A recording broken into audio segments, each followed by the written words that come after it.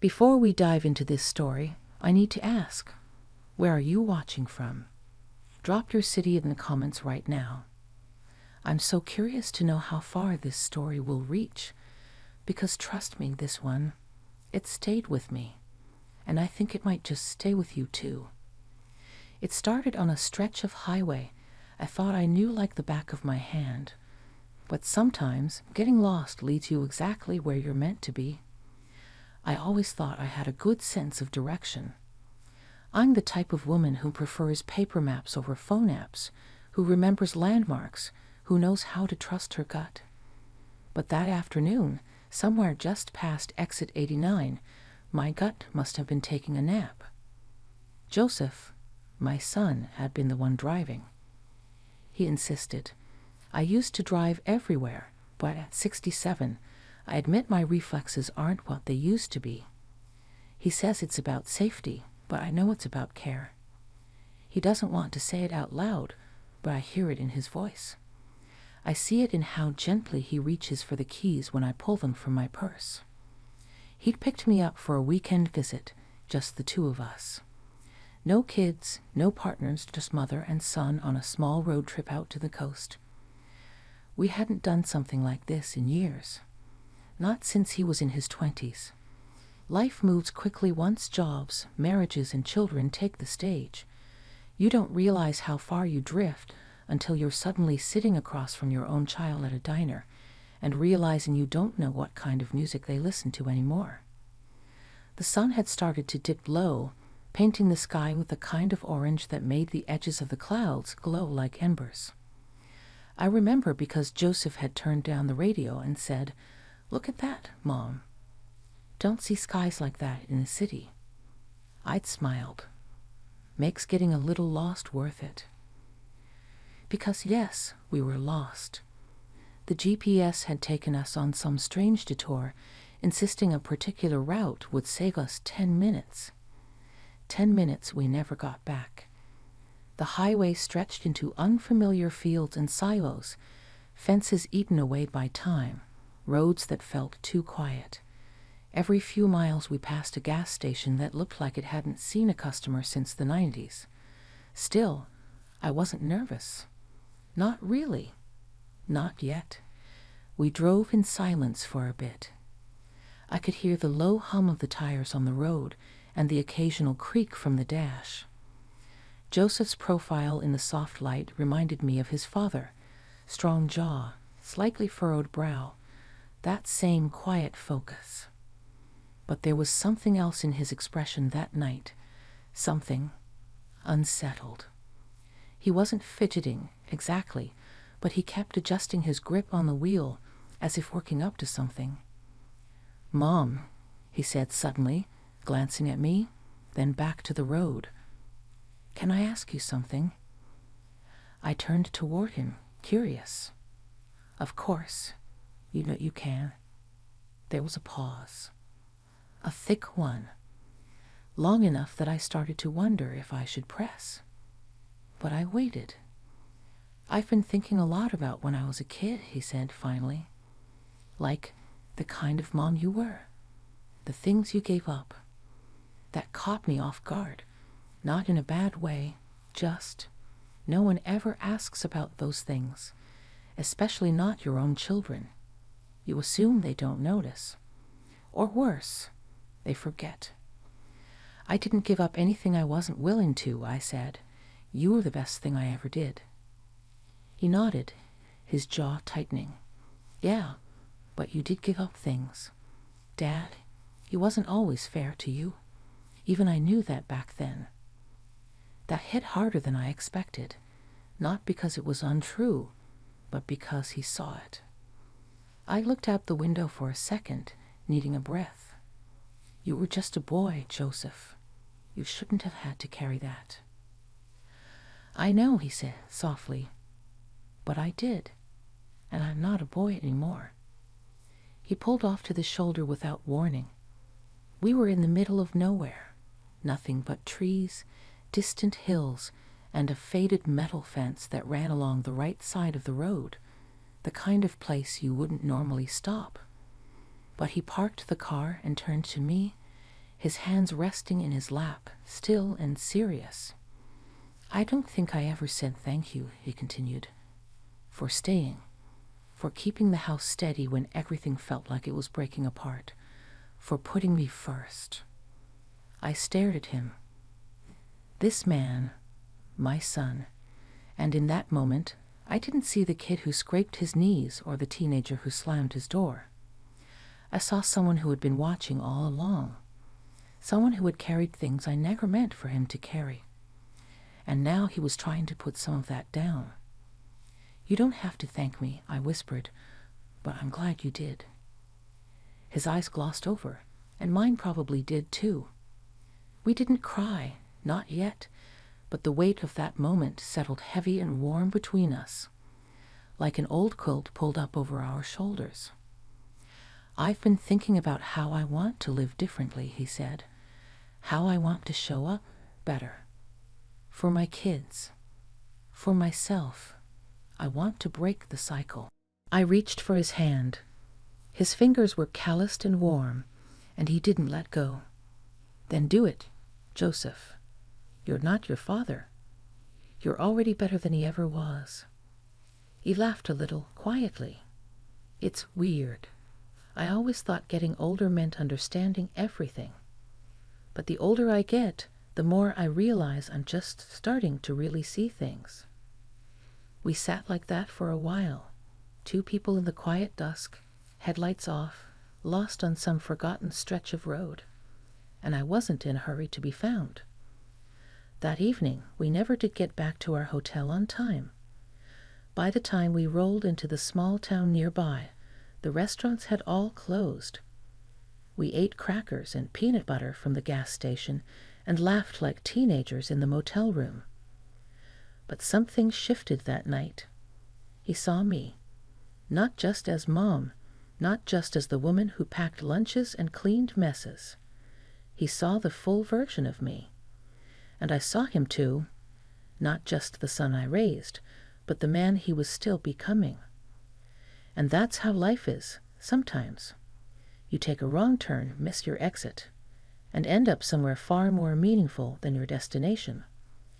The next morning, sunlight poured through the cheap motel curtains like it had something to prove. Harsh and golden, it painted the carpet with crooked lines and made everything feel warmer than it should have.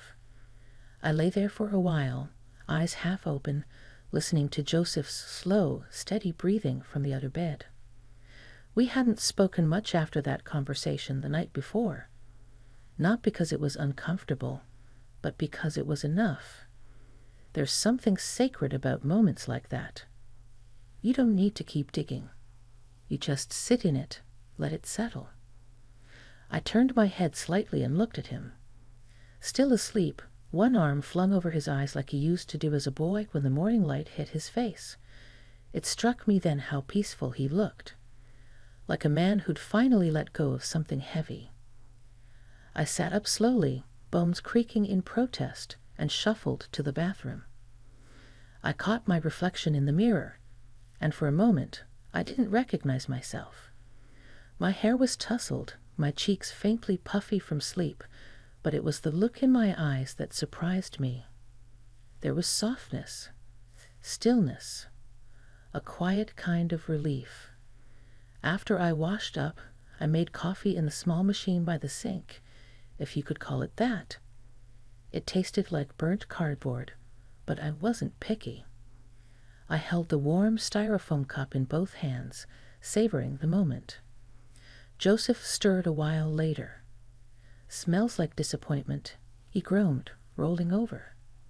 I chuckled. It's motel coffee, not a miracle. He sat up slowly, rubbing his face. "I slept like a rock."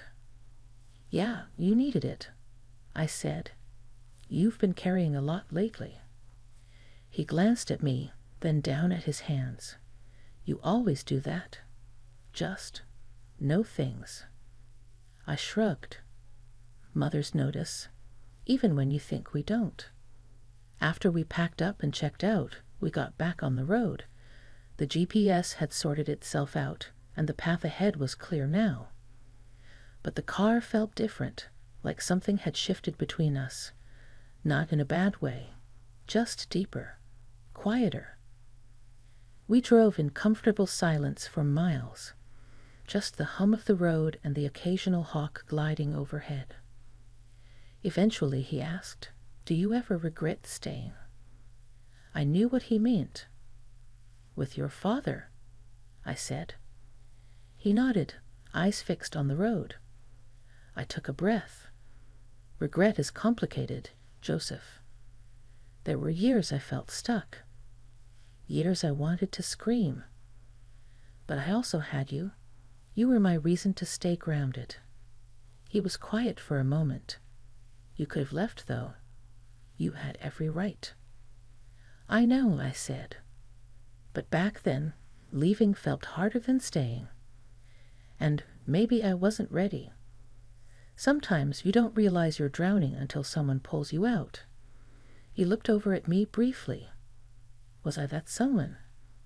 You were, I whispered. You just didn't know it. The road curved gently through a line of trees, sun dappling the windshield with flickering light. I could feel something in him softening again. The questions he'd carried for years slowly loosening their grip.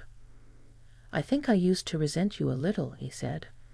Not because of anything you did, but because I didn't understand why you let him treat you that way. I nodded, letting the honesty land. I understand. It's okay. I probably would have felt the same. He swallowed hard. It's not fair. You deserved more. We pulled into a small roadside diner just before noon. One of those places where the booths are ripped and the menus are sticky, but the pie is legendary. We found a booth near the window, ordered grilled cheese and tomato soup, just like we used to on rainy days, and sat there like no time had passed at all. You know, he said, stirring his coffee slowly, I've been in therapy for the past year. I blinked, surprised. You have? Yeah. I didn't want to tell anyone at first. It felt private. But I needed to make sense of some things. Needed to understand why I kept repeating patterns I hated. I reached across the table and touched his hand. I'm proud of you. That takes guts. He looked down at our hands. My therapist asked me when I first felt responsible for someone else's feelings, and I told her it was with you.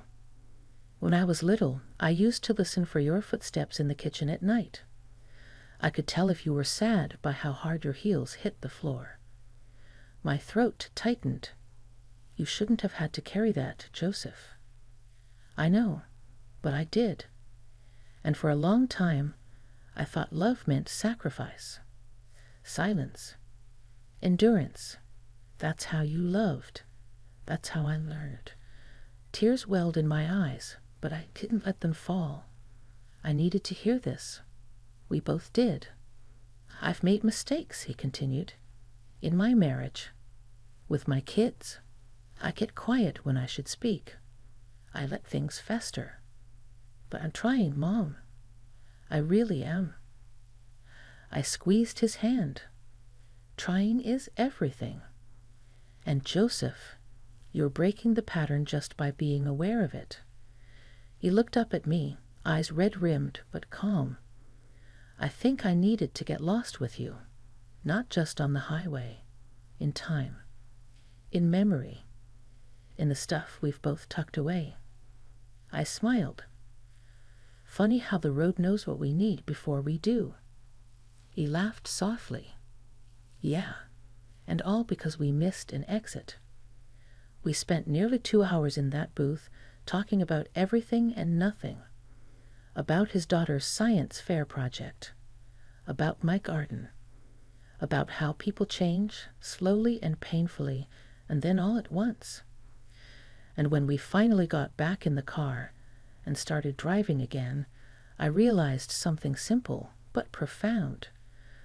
Sometimes the road home isn't about distance. It's about truth. The highway stretched out in front of us like a ribbon of possibility.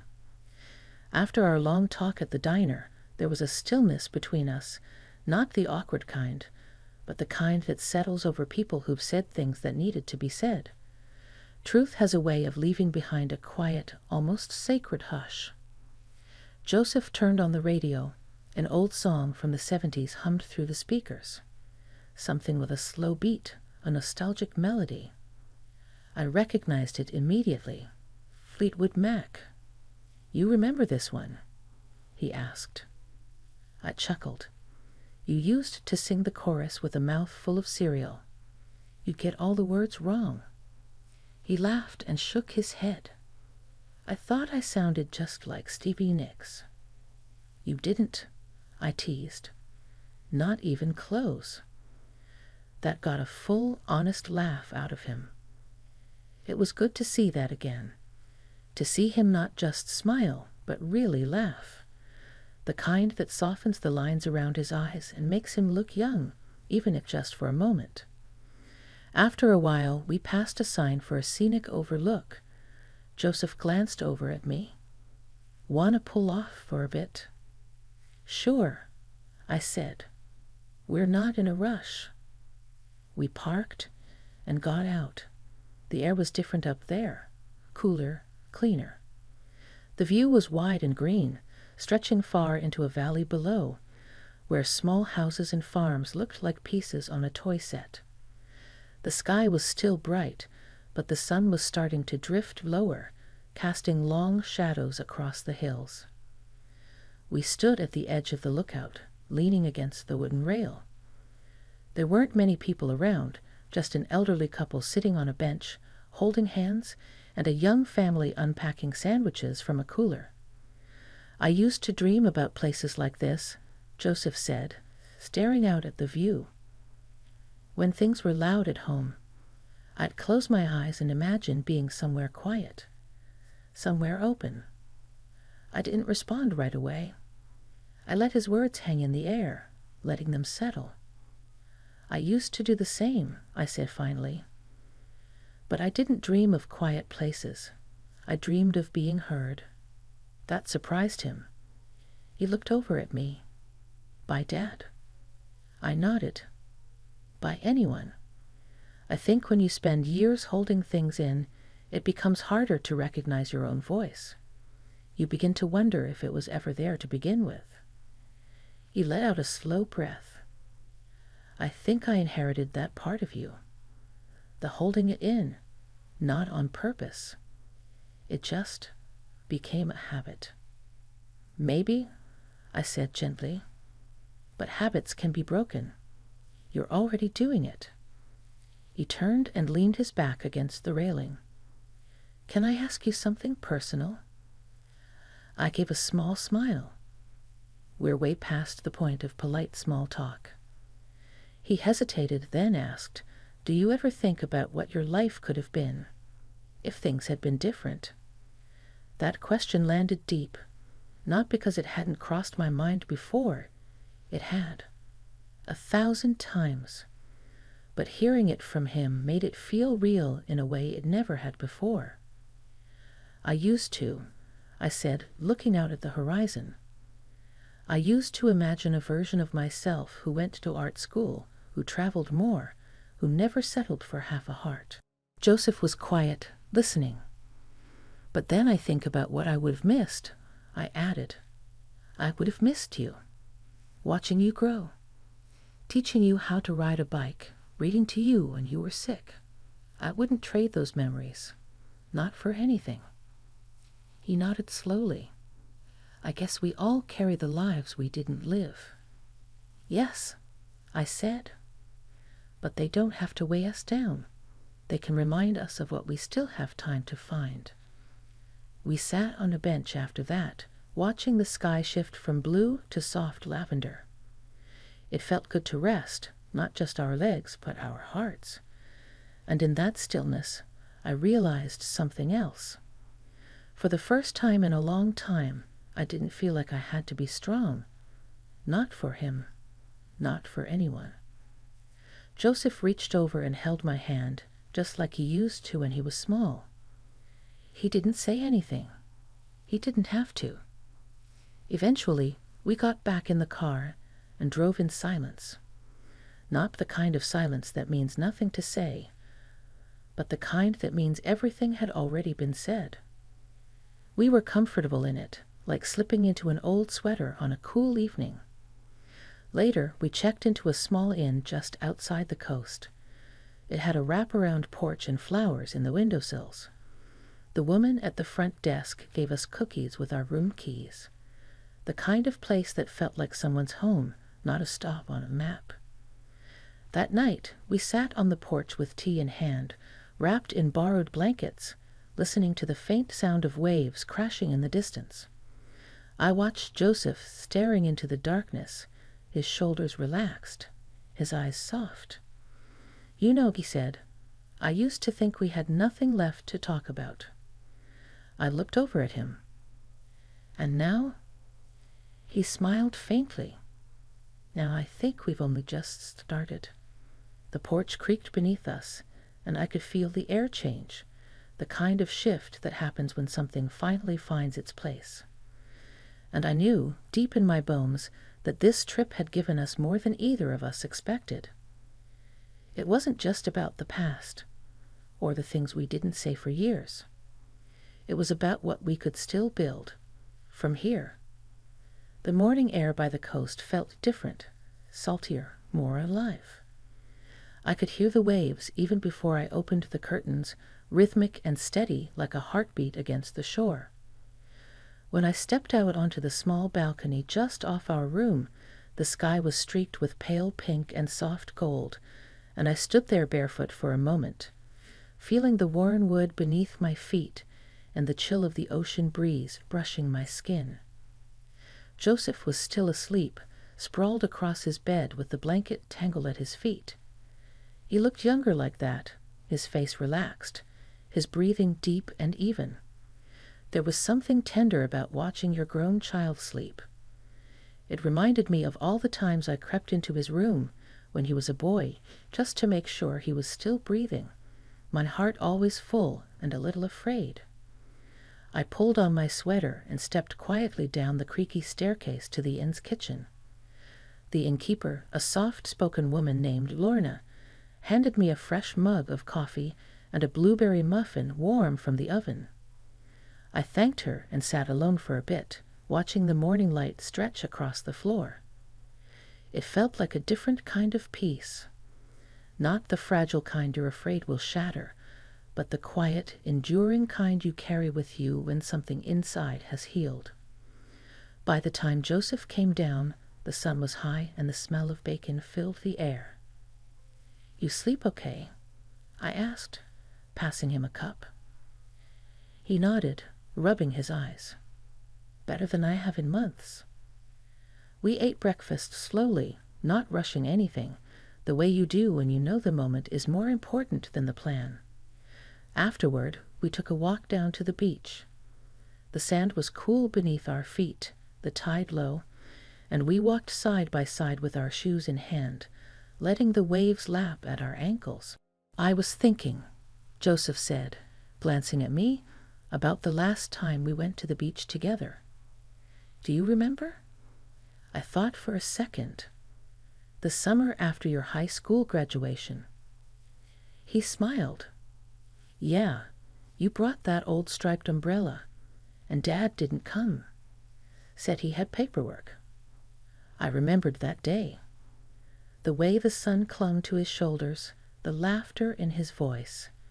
It had been one of the rare times we felt light together, before adulthood crept in, before his own storms started to gather.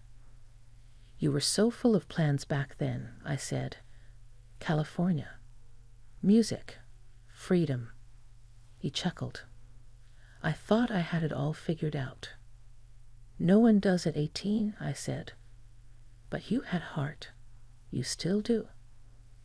We stopped walking and stood looking out at the water, the sea stretching wide in front of us. "I want to say something," he said. "And I don't know if I'll say it right, but I've been thinking about it since we got lost on that road." I turned toward him. "Go on." He took a breath.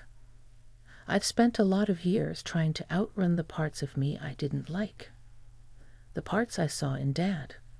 The silence. The mood swings. The way I'd shut people out without meaning to. And I've hurt people. My wife, sometimes. Even my kids. I reached for his hand, but he kept talking, his voice steady now. I never meant to. But I didn't know how to deal with what I didn't understand.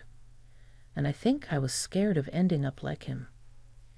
"You're not him, Joseph," I said quietly. "You never were." "I know," he said, "but I had to believe it myself. And I think I finally do." He looked down at our hands, my skin softer now, lined with time, and his still strong, but not so guarded anymore. "You gave me more than a safe home," he said. "You gave me an example of resilience, of how to survive pain without turning cruel. You stayed soft, and somehow you still loved."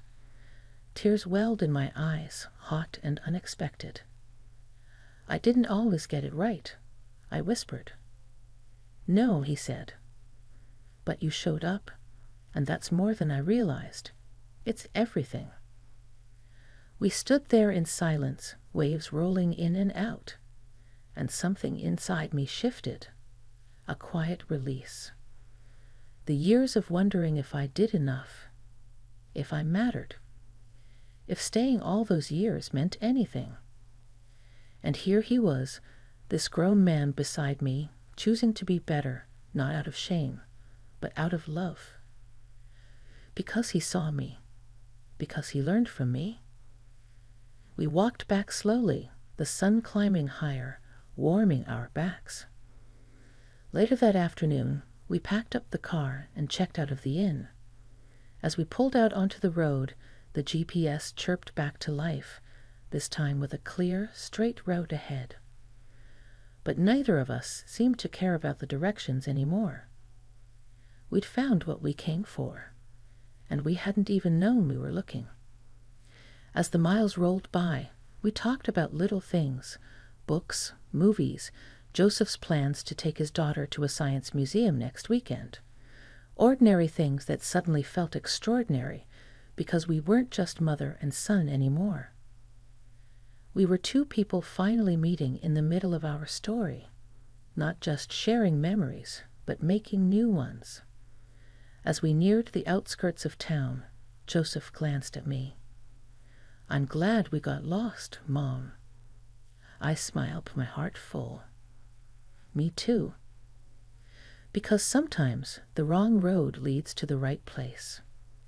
And sometimes getting lost is the only way to find your way back to each other.